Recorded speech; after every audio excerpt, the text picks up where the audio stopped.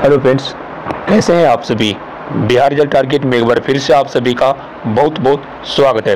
दोस्तों, अगर आप सभी Bihar DElEd CBT entrance exam 2022 की तैयारी कर रहे हैं तो आज का ये क्लास आप सभी के लिए बहुत ही उपयोगी है, क्योंकि दोस्तों इस क्लास में आप सभी को सोशल साइंस से टोटल 30 ऑब्जेक्टिव प्रश्न बताएंगे, जो कि 30 में 30 ऑब्जेक्टिव प्रश्न बहुत ही इम्पोर्टेंट है। आप लोग देख सकते हैं यहाँ पे कह रहा है किस स्थान पर रोम बस्ती मिली है। दूसरा है बुद्ध चरित्र की रचना किसने किया था।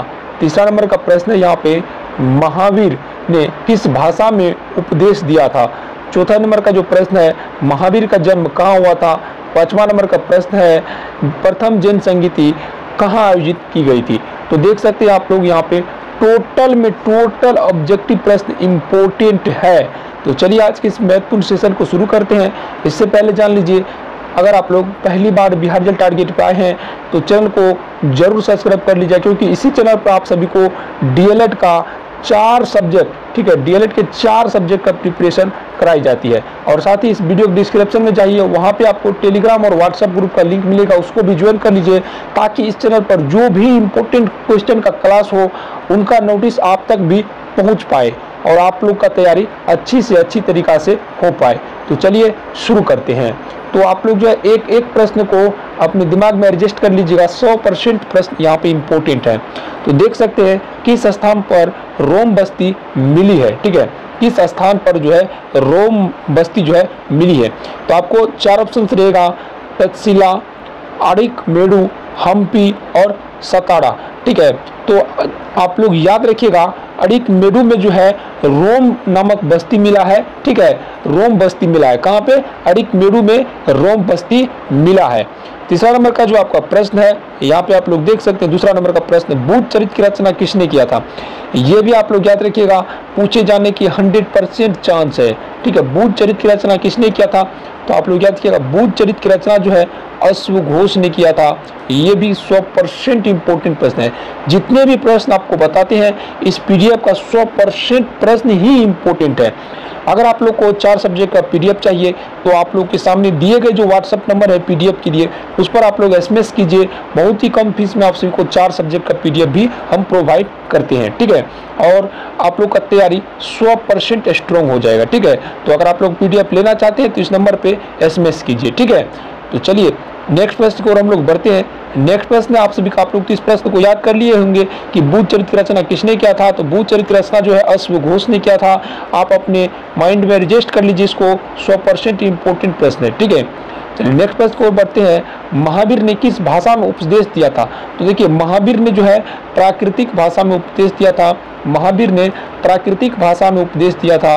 ये 100% इंपॉर्टेंट प्रश्न है और आपको डीएलएड एंट्रेंस एग्जाम में पूछे जा सकते हैं। 100% इंपॉर्टेंट है। सभी के सभी प्रश्न ही यहाँ पे इंपॉर्टेंट है, इसलिए आप लोग A to Z जितने भी प्रश्न बता रहे हैं आप लोग इस वीडियो के 1 सेकेंड भी स्किप मत कीजिएगा। आप लोग याद कर लीजिएगा तो आपका एग्जाम बढ़िया से बढ़िया निकल जाएगा।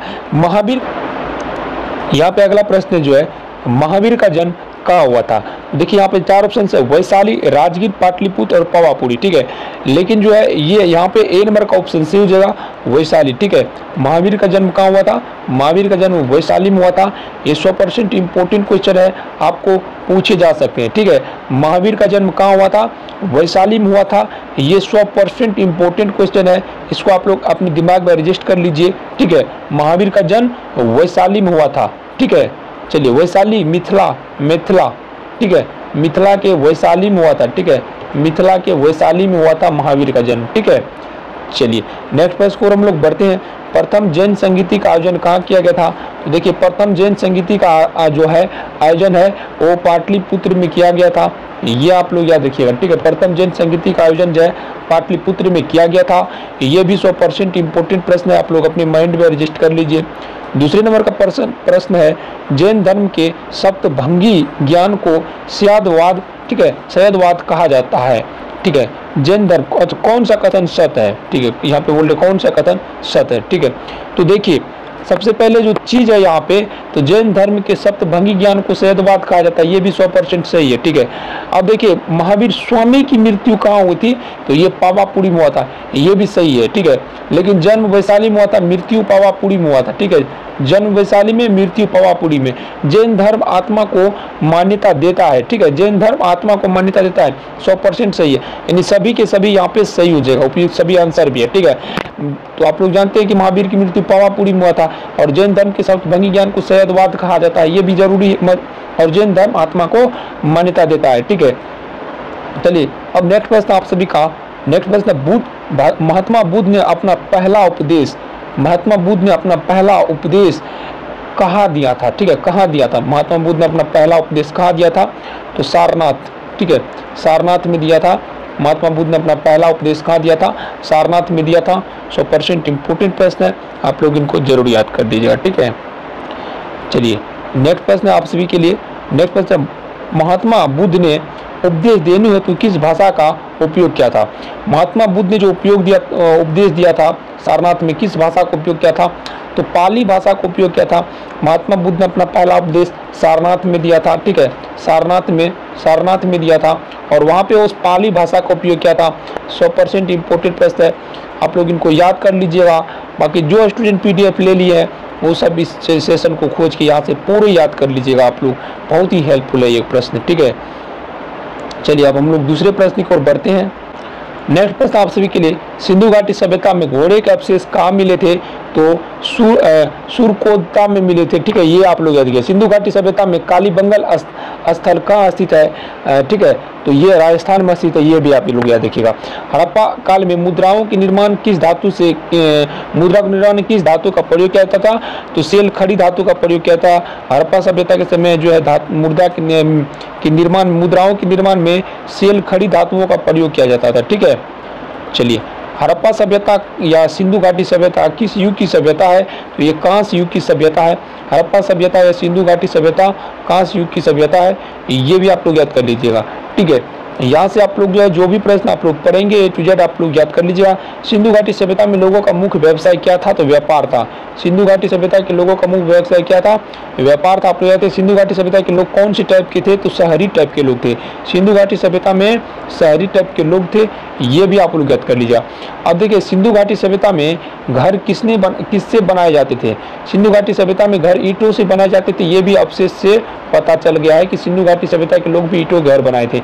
सिंधु घाटी सभ्यता के निवासी किस वस्तु के उत्पादन में सर्वप्रथम थे, ठीक है, तो ये कपास के उत्पादन जो है अधिक करते थे। सिंधु घाटी सभ्यता के लोग कपास के उत्पादन अधिक करते थे। हड़प्पा सभ्यता का खोज करने वाले व्यक्ति कौन है, तो देखिए हड़प्पा सभ्यता की खोज करने वाले व्यक्ति जो है यहाँ पे आप देख सकते हैं दयाराम साहनी है, ठीक है। हड़प्पा सभ्यता खोज करने वाले व्यक्ति दयाराम साहनी है। सिंधु घाटी सभ्यता की बंदरगाह कौन सा था, तो लोथल था, ठीक है। तो ये देखिए पैमाने की खोज ने यह प्रमाणित कर दिया कि सिंधु घाटी सभ्यता के लोग माप और तौल से भी परिचित थे, ठीक है। यह खोज कहाँ हुई, तो लोथल में, ठीक है। चलिए अब देखिए नेक्स्ट प्रश्न है, हड़प्पा कालीन समाज को किन वर्गों में विभक्त किया गया, ठीक है, हड़प्पा कालीन समाज को किन वर्गों में विभक्त किया गया, तो विद्वान, योद्ध, व्यापारी और श्रमिक वर्ग में जो है विभक्त किया गया, तो कुल 4 वर्गों में विभक्त किया गया। नेक्स्ट प्रश्न है, सिंधु घाटी सभ्यता का सर्वाधिक उपयुक्त नाम कौन सा था, तो ये हड़प्पा सभ्यता है, ठीक है। नेक्स्ट प्रश्न आप सभी का, हड़प्पा सभ्यता खोज किस वर्ष हुआ था, तो देखिए दोस्तों हड़प्पा सभ्यता की खोज 1921 में हुआ था। यहाँ पे आंसर भी आप लोग देख सकते हैं। किस सभ्यता में, हड़प्पा सभ्यता में किस देवी देवता के सम्मान सबसे अधिक होता था, तो पशुपति देवता का सम्मान जो सबसे अधिक होता था, ये भी इम्पोर्टेंट है, ठीक है। अब जो नेक्स्ट प्रश्न आप सभी का, हड़प्पा सभ्यता के लोगों की सामाजिक पद्धति कैसी थी, तो ये उचित समतावादी थी। नेक्स्ट प्रश्न आप सभी का, सिंधु घाटी सिंध का बाग हड़प्पा सभ्यता के लिए किस प्रस्थल को कहा जाता है, मोहन चौधरी को, ठीक है। नेक्स्ट प्रश्न आप सभी का, सिंधु घाटी सभ्यता के संपूर्ण क्षेत्र का आकार किस प्रकार था, तो ये त्रिभुजाकार था, ठीक है। और नेक्स्ट प्रश्न आप सभी का, सिंधु घाटी सभ्यता के अंतर्गत हल में जोते गए खेत का साक्ष्य कौन से स्थान से मिला है, तो ये कालीबंगल से मिला है, ठीक है। तो यहाँ पे आप लोग को जितने भी प्रश्न बताए हैं 100% प्रश्न आप सभी के DLED एंट्रेंस परीक्षा 2022 की दृष्टि से इम्पोर्टेंट है। टोटल अभी आप सभी को हम 25 ऑब्जेक्टिव प्रश्न बता दिए हैं। अब देखिए सिंधव सभ्यता के ईंटों का अलंकरण किस स्थान से मिला है? तो कालीबंगन से। अब देखिए मोहनजोदड़ो कहाँ स्थित है? तो सिंध में स्थित है। ठीक है। सिंधु घाटी सभ्यता में बृहत स्नानागार कहाँ पाया गया? तो मोहनजोदड़ो में। सिंधु घाटी सभ्यता के मुद्रों में किन देवता का चित्रांकन मिलता है? तो आदि शिव का। ठीक है। चलिए, गुजरात में कौन सा हड़प्पा कालीन लोथल है स्थल है? तो ये लोथल है। ठीक है। ये भी तो आप लोग को यहाँ पे हम 30 प्रश्न बताएं। अगर आप लोग 30 प्रश्न याद कर लेते हैं तो यहाँ से आपका 2 से 4 प्रश्न आपका यहाँ से क्लियर हो जाएगा। ठीक है दोस्तों, तो आप लोग यहाँ पे 30 प्रश्न आप लोग याद कर लीजिएगा। साथ ही अगर आप लोग को पीडीएफ चाहिए तो पीडीएफ के लिए आप हमारे व्हाट्सएप नंबर पर मैसेज कीजिए। ठीक है, व्हाट्सएप नंबर पे आप लोग पीडीएफ लिख के मैसेज कीजिए। जो व्हाट्सएप नंबर आपको यहाँ पे दिया गया है, इस व्हाट्सएप नंबर पे आप लोग पीडीएफ लिख के मैसेज कीजिए। ठीक है। अगर आप जिसको बुक लेना है तो बुक के लिए भी इस वीडियो डिस्क्रिप्शन में लिंक है, तो जाकर के आप लोग बुक भी खरीद सकते हैं। ठीक है। SRR पब्लिकेशन चक्षु प्रकाशन का बुक है। ठीक है, बुक भी आप लोग खरीद सकते हैं। धन्यवाद। मिलते हैं नेक्स्ट में, तब तक के लिए जय हिंद और वंदे मातरम।